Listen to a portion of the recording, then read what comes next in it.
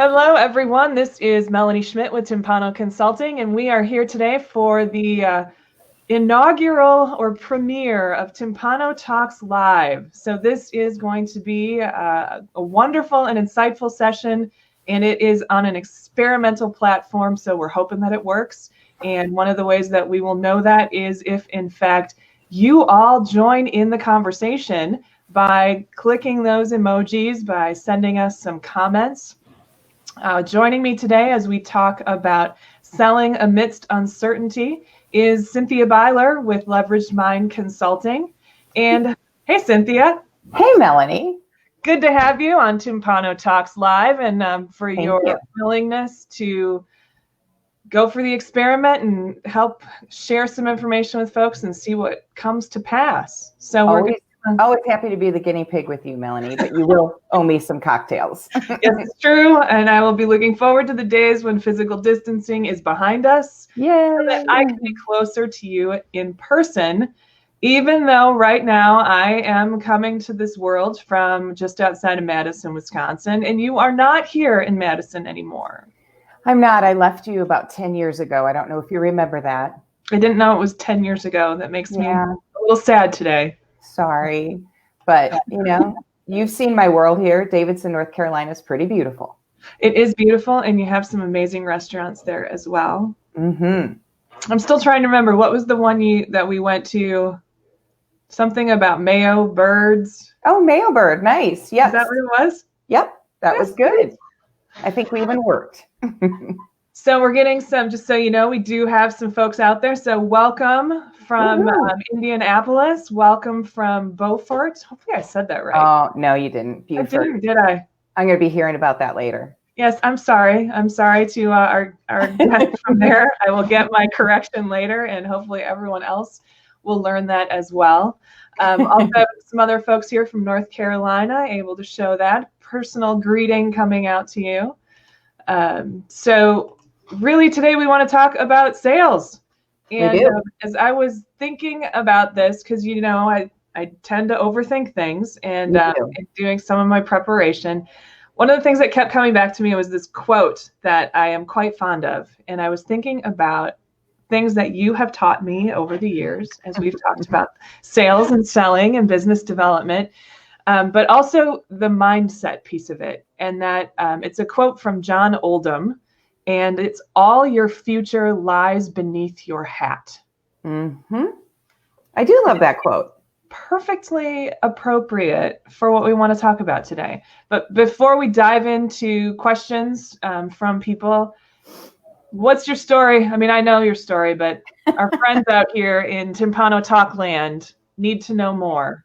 Absolutely. Well, I have been messing around in the sales and marketing world my whole career, probably pre-career, because I worked for my dad selling advertising at his newspaper when I was 16. So technically, that's when the sales career started.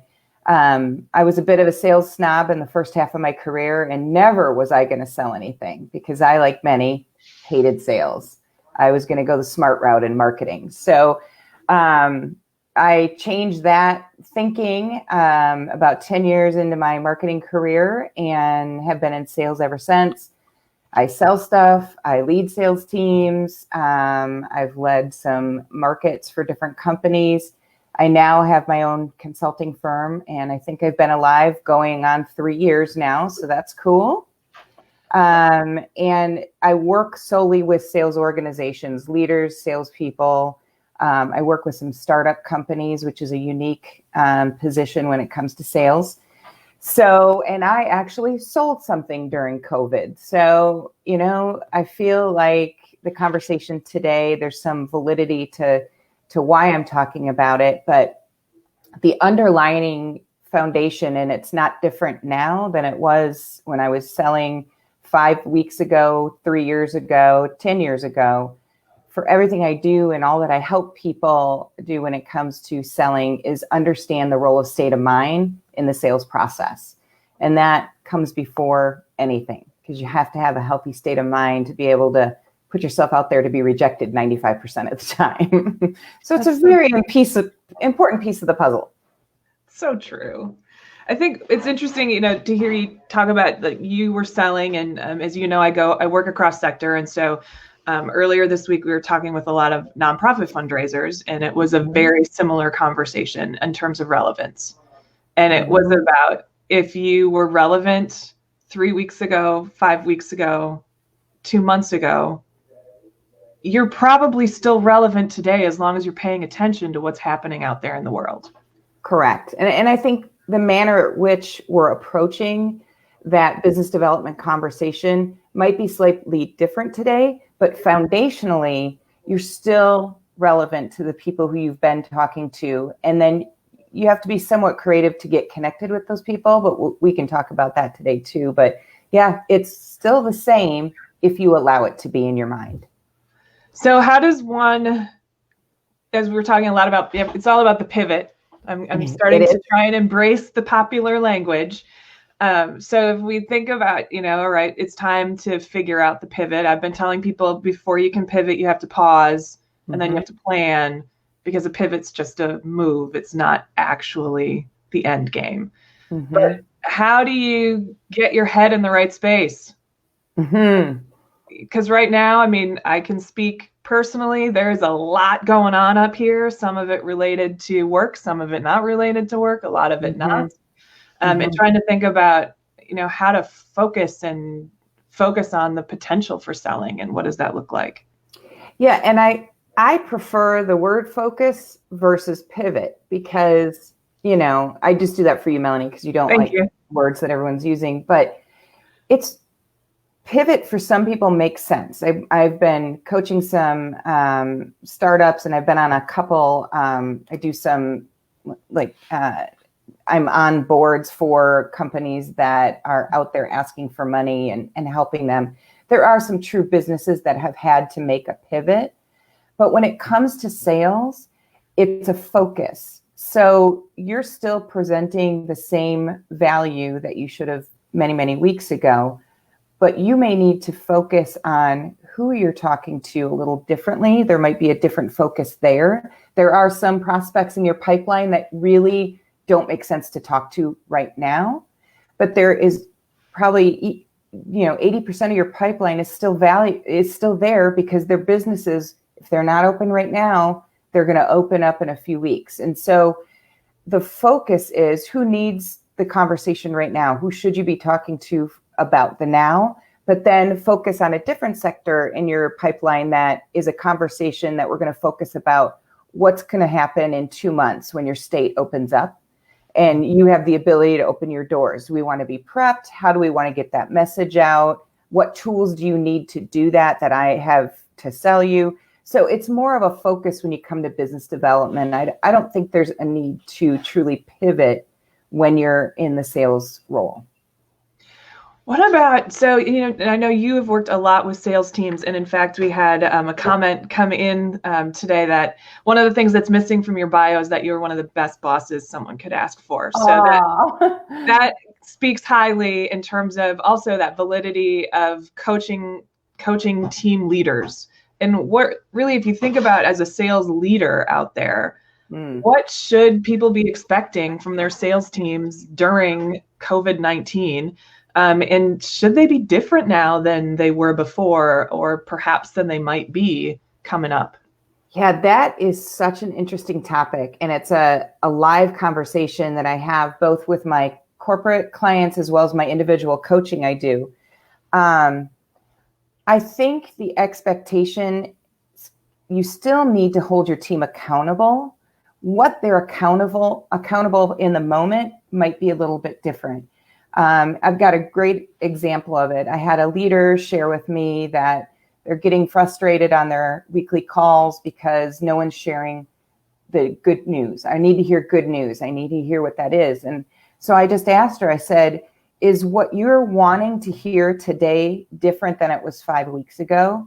And she's like, well, yeah, I'm not expecting a whole bunch of contracts closing this week, but I want them to be talking to clients and prospects, and I want to know what's going on with that.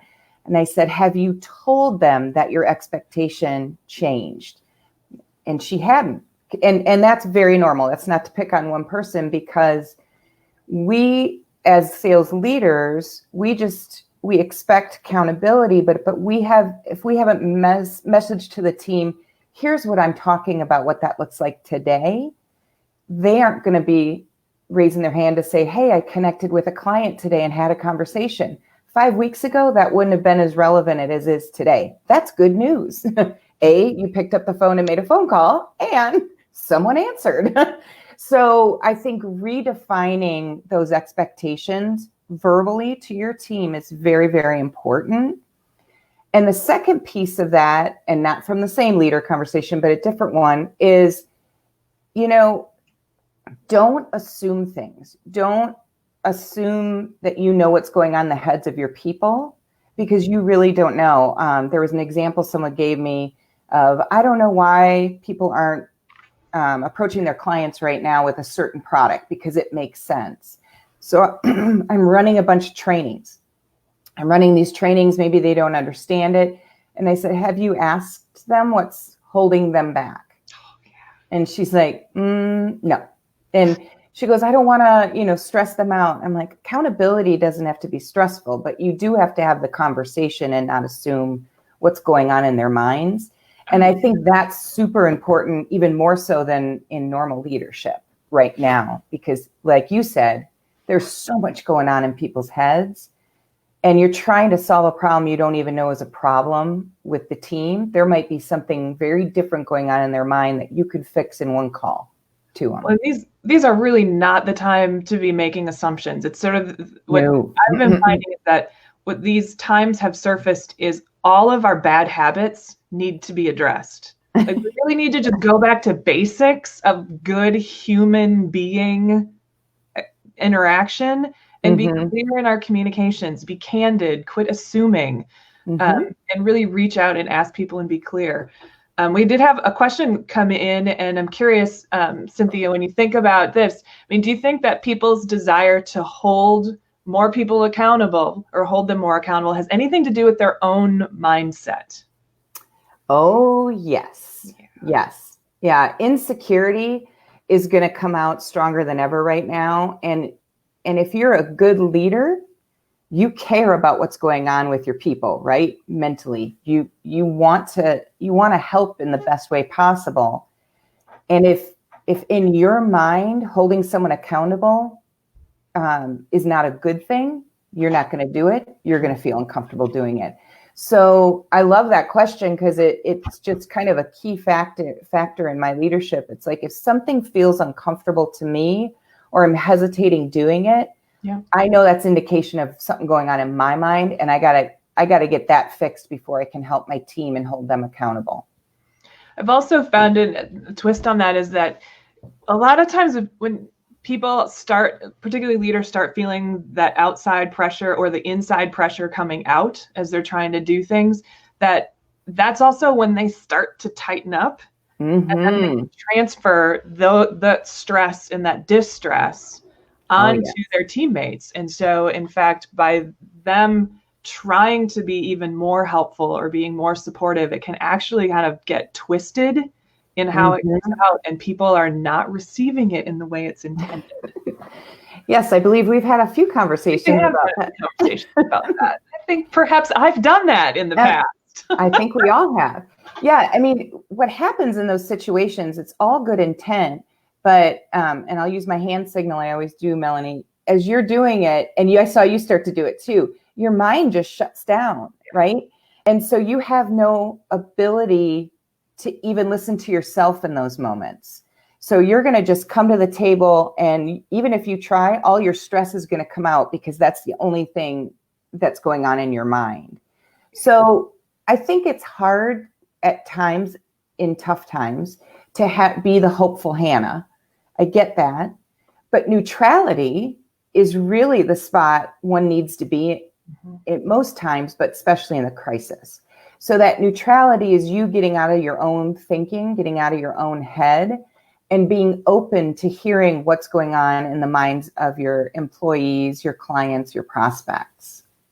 I really love that neutrality. I think it's something that particularly right now, it is the safe place. So much of people trying to be positive and trying to be hopeful and suppressing their own worries or dealing with that, or in fact giving over to it. It's a great point that what we really should be focusing on is how can we get to neutral so we can open our minds, observe what's happening around us, and perhaps find greater comfort and purpose in what's happening with others. And sometimes that positive state of mind can be your pathway to neutrality. So if you're down in the ditches, it's hard to just come up a little bit to neutral, like intentionally. But if there's something you can do to just like clear your head and get your mindset a little bit higher, when you come back to the work situation, you're naturally going to go to that neutral spot as opposed to the negative. So it's a helpful pathway to neutrality. We had another question come in, and I think it's great, like right now, as folks are seeming to at least come to the corner, if not start to turn it a little bit, in thinking ahead. What do you think about these goals and projections that are out there? You know, should they be updated? If so, by the year, by the month, the quarter? Do we just leave it the way it was? So, curious what you think about that from a sales perspective. Yeah.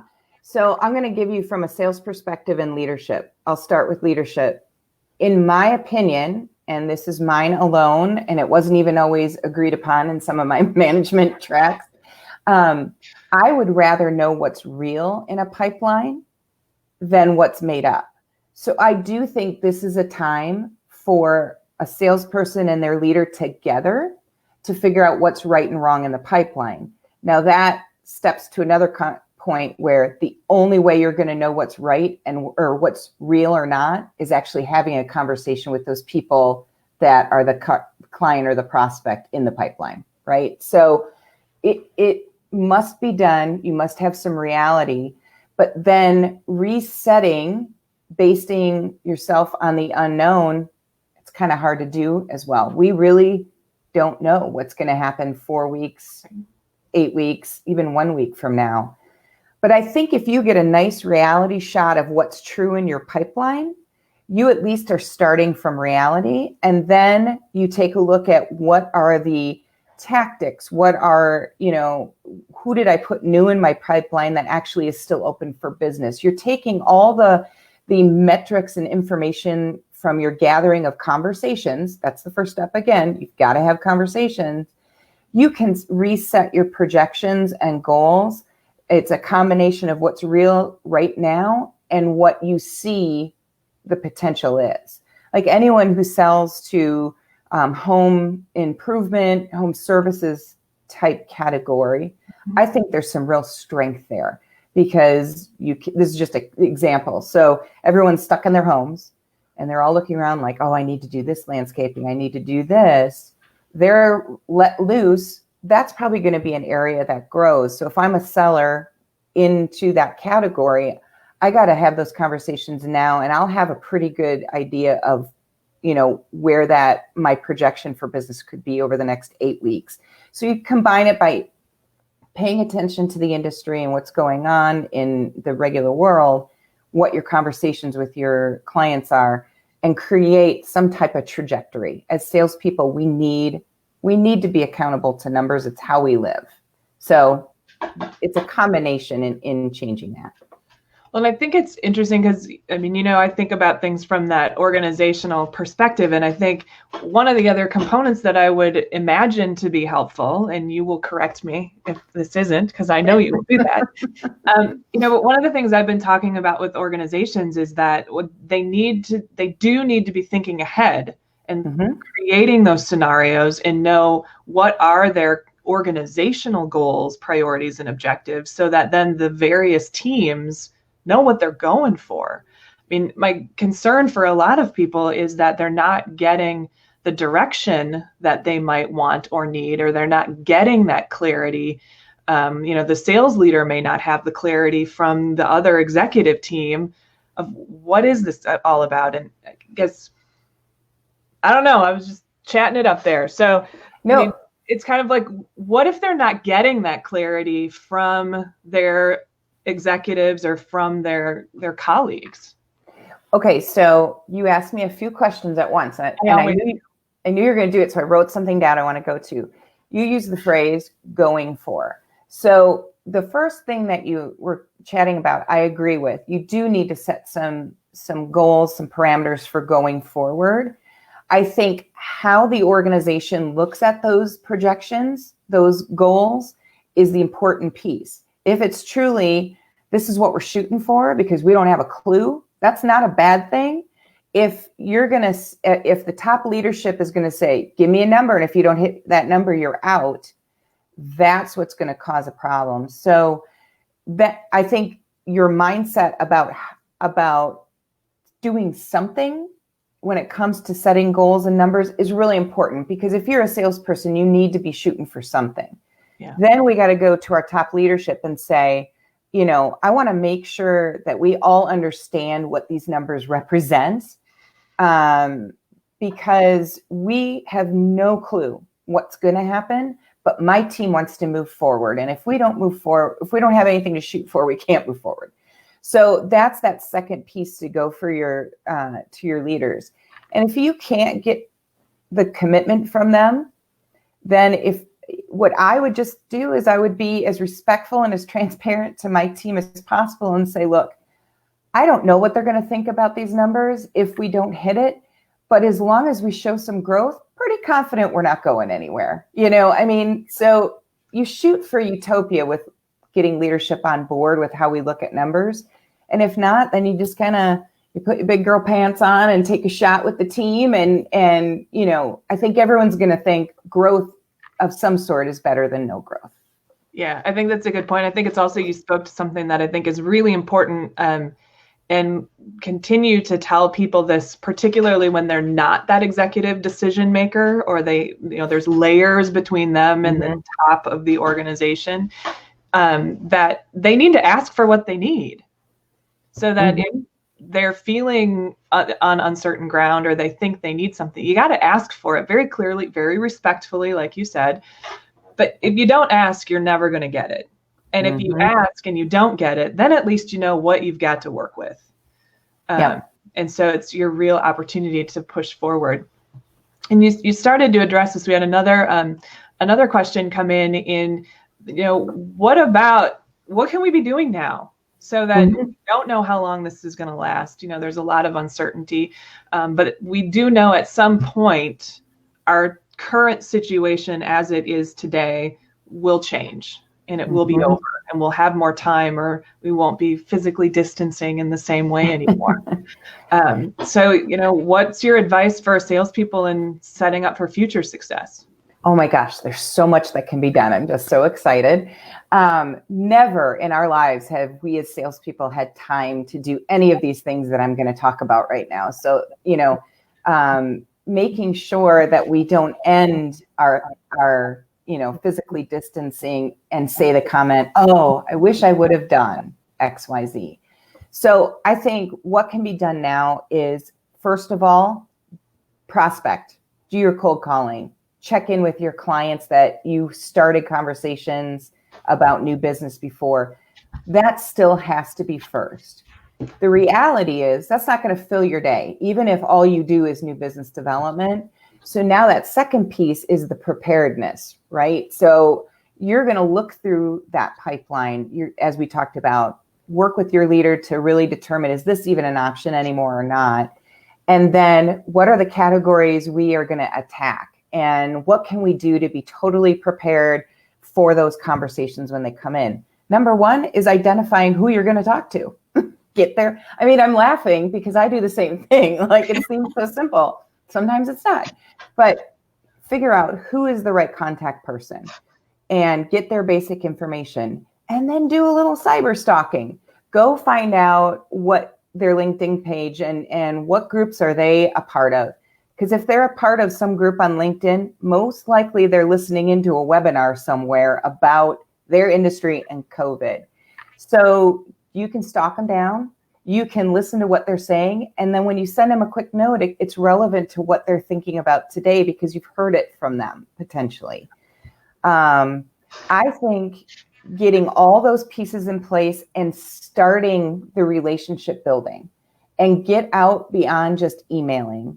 Because emailing is Yeah, I know. Preach.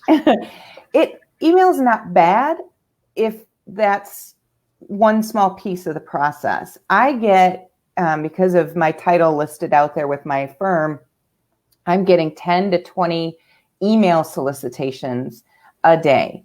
And I check my junk mail for various reasons, and I get even more there, right? Yeah. And not one person has tried to call me. And I know I own a company. My phone number's on my website. Duh. No one's called me out of all these salespeople. So it's all just automated. So customizing, sending a real note to a person, letting them know you're going to give them a call. If you can find the phone number, do that. If you don't have a phone number and you can't track it down, your email is going to have to be real and relevant. And that's where I referred to how you can stalk them down and figure out what they're doing. So creating that activity and starting to get in front of people now, even though you can't necessarily sell them something, better to start that relationship now. So probably just coming out of, because as you said, you've been getting the number of, emails that have been coming in. I've been amazed at the number of emails that I've been getting from random nothingness of, can I do this for you? Can I do that for you? You need me. And it's all just clearly templated crap.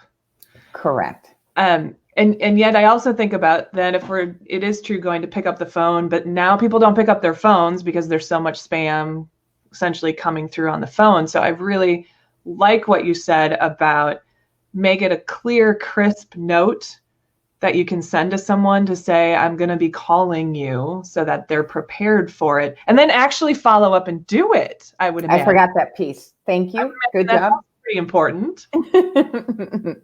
Yeah. Get creative, because you never really have time like you do now to get that creative. Some of you are on teams that have access to marketing groups, creative groups. Engage other people in this process in your company. You don't have to be alone, because those people are looking for things to do too, I would imagine. So I think cleaning up the pipeline, filling it up with who seems to make sense, and you're taking a guess because you don't know what's going to happen next, but following the lists of businesses that are open now, following which states are about to open and what businesses, that's where you can use the news of the day to your benefit. I would keep it at the state level and listen to the state leaders. But those are the things you can prepare for right now for when the floodgates open. And I'm going to dwell a little bit on this cold calling bit, because it just seems like it's your favorite thing in the whole world. But it also seems like it's that necessary evil, or it's that potential of something that really could be useful, but is just so misused. And also, sometimes without the cold call, you just didn't know somebody was out there actually had the potential to meet your needs. Mm-hmm. But if you think about these particular times, either what are you seeing in terms of how that cold calling approach has shifted, or what would you be seeing in your crystal ball for how it could be done better 3 months from now, a year from now, however far your crystal ball wants to go? So from my exposure to sales teams, and I've been listening to a lot of different webinars, because that's part of I love to be educated. So I've been listening. I think what's going on with cold calling right now is it's just not happening, because there's a lot of fear in us as salespeople that we're going to do it the wrong way. We're going to be insensitive. So that needs to change right now. You need to force yourself to pick up the phone and start with clients, start relationships that you know. But you have no idea what's going on in the mind of the receiver of that call. So don't convince yourself that it's not going to be a great experience. It could be a wonderful experience. You truly don't know. And then when you're cold calling right now, don't think about your own offering. I would remove your offering from your head. And I'm sure there's some sales leaders that might not want me to say that, but what that does is you're truly calling in an organic way to find out what those people need. It might not be what I offer today, but I might be able to connect them with someone in my network. Mm-hmm. And for immediate help, when they need what I have, we've started a relationship. They see me more as an advisor connector, and that will help long term. So I think that's a shift in cold calling that makes total sense now. I'm a big believer that should stay that way. It's more enjoyable for the person on the selling as well as receiving sides. If you come to the conversation with true curiosity of, I have no idea if what I have to offer makes sense for you now or in the future, but I understand your business, I understand your category, and I've got a network that might help you. So I'd love to at least have a conversation. And I love that point. Well, too, I mean, I always love your points. They're always so good anyway. But I think, some of it is always, as we're hearing someone speak, we bring it in through our own filter and then go for our own self-affirmation. And I think a couple of things that you talked about was, one, your curiosity and desire for learning, and how, that is part of what can keep you moving forward and keep you motivated and keep you in touch with what's happening out there, which I think is really powerful, whether that's, through webinars or just through TikTok videos or magazine articles or conversations. But having that curiosity and that it really provides benefit as I'm listening to you when you have that clarity around what you want to accomplish, what you're able to do, where your own perspective is sitting at any given point too. Like, you have to be clear on what is going on up there in my own head. Can I get out of it in order to have a conversation with someone else? Or is this the time where I focus on cleaning up my contact listing and database because I'm just not in the mind space to have a conversation with someone and actually listen to them? Identifying where you're at in your head is perfect, Melanie. I always forget to mention that because it's just kind of my norm. Part of who you are. Right. But what you have to be careful is that you're too critical about whether, is it now the time? No, I'm going to go back to fixing my stuff. And I know you're familiar with this conversation. You can identify what's going on in your head. And if it's real bad, don't pick up the phone. But if you're just using that as an excuse not to do what you don't want to do, then it's up to you to change it. And you can do something for 5 minutes and then come back and make that call. You just have to think differently when you come back to do that call. And is that one of the opportunities that sales leaders have? I think about, certainly you have often filled this function for me as my accountability partner. And certainly that's what we do with our clients. I mean, that's a key component. And wondering, thoughts on, is that the opportunity for the sales leader to figure out with each of the people on their team, what is the best way to be able to check in with someone? No, okay, they're spinning. So I've got to figure out how to help them unstick, move forward, or at least move back a little bit to move ahead. It seems like a great role for the sales leader to be part of that accountability. Yes, absolutely. And as the sales leader, don't worry about figuring out the solution before you check in with your salesperson. Again, don't assume that you know what's wrong. Just identify that something's not clicking with this person. I've got to reach out to them, and then make it clear that you're by their side. You're not looking down on them. You're not going to judge, because if they don't tell you really what they're messing with their heads, you're not going to be able to help. I have it's the greatest example I ever came across with a salesperson. And I was brought in for a temporary gig with a team. And this person is an outside salesperson. And she was great at taking a lead given to her and creating, a big deal out of it. Mm-hmm. But she could not dig up her own deals. And she finally, when I got next to her and got quiet with her, she finally said, I hate cold calling. She finally admitted it. And then we just kind of laughed about it. I'm like, well, that sucks, because that's a big part of your job. So do you want the job, or do you, yeah, I want the job. Okay, let's fix it.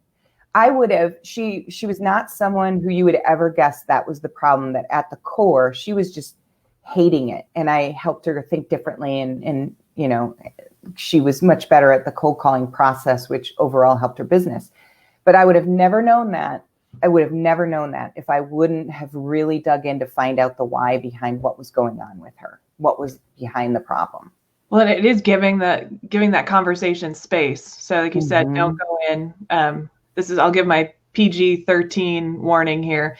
We do know with the assume, behold, you ask of you and me when you go through that process. And so, creating that space. But I also wonder what opportunities there might be for peers, because sometimes I think the other challenge that we have is, sales leaders sometimes, as all leaders, sometimes ascend to their positions because they're really gifted leaders and managers and understand the value of the people relational dynamic. And sometimes they're put in those positions for a variety of other reasons, and they need to develop those skills. And I know I've been talking with a number of people right now who, while they may have known that, crises tend to bring those things forward in ways you can't escape it. Oh, yeah. And I've been really telling people it's okay. Like, just acknowledge that that might not be your gift yet. You're going to work on it. But let's find other ways to help your team get through this. If you're not the right person to be their accountability partner or have that conversation, is there someone else on their team? If there's no one else in the team, is there someone else in their network? Again, trying to encourage people to take their own responsibility for being able to move forward. Yeah. And there's a couple ways to get there. You have to be a very humble leader to acknowledge the fact that maybe you're not the right person. And then you can be honest about that and be like, I get it.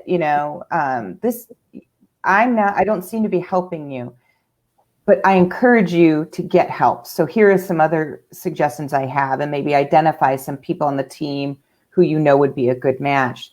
And then as the salesperson, you have to get to a point where I'm not in the right headspace to do what needs to be done. It's up to me to figure out who that accountability partner is going to be. That's a personal development piece. Your leaders aren't always going to have the answers. And unfortunately, oftentimes they're not going to, most of the time, have the answers because they have other stuff to do. So I think that's an ownership on the side of the salesperson. And frankly, I do it myself now. I have multiple sales managers when I'm in the midst of getting a proposal out that I have to call sometimes. If I'm not being my own sales manager, I am pretty good at recognizing I ask for help. And it's okay. It's okay to ask for help. We talked about this a bit, but some folks may be joining us midstream.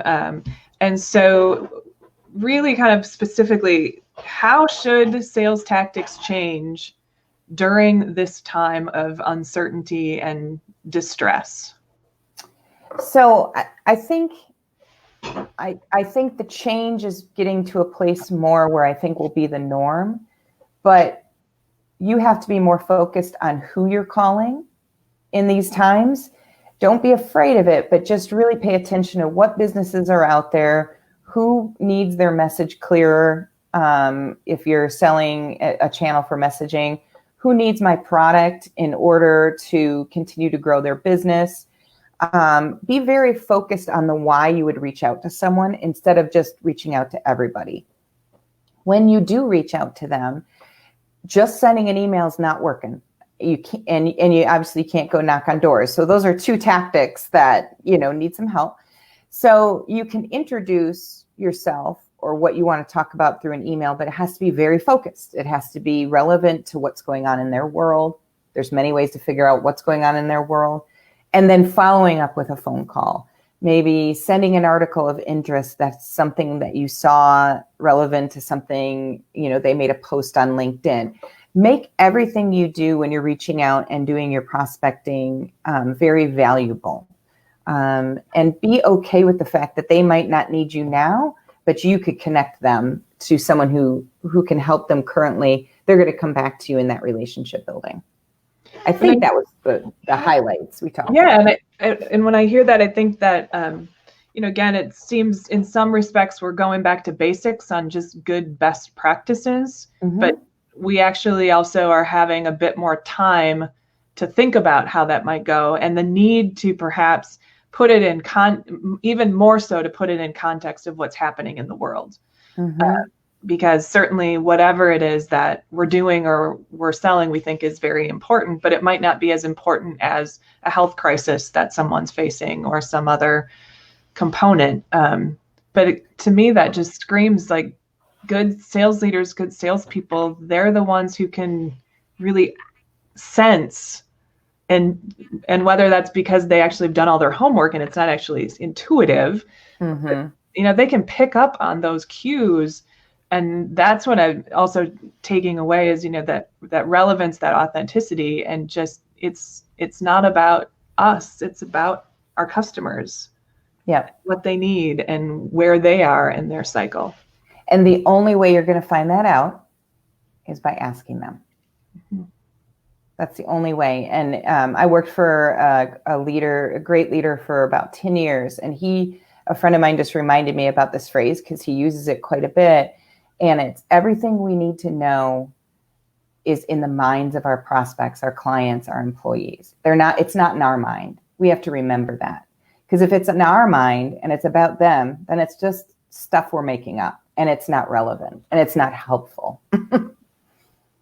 And that is beautiful. So I want to thank you, Cynthia, for being here today on the Timpano Talks Live about selling amidst uncertainty. Thank you for making time to be here. I want to thank everyone for having me, for sharing your comments and your sentiments as we've gone through the conversation here today. And welcome any comments or feedback that you would have about this platform and how this worked. As we mentioned, it is a work in progress and an experiment. So inaugural Timpano Talks Live in the can. Thank you, Cynthia, and thank you, everyone. Thanks, everyone. Are out.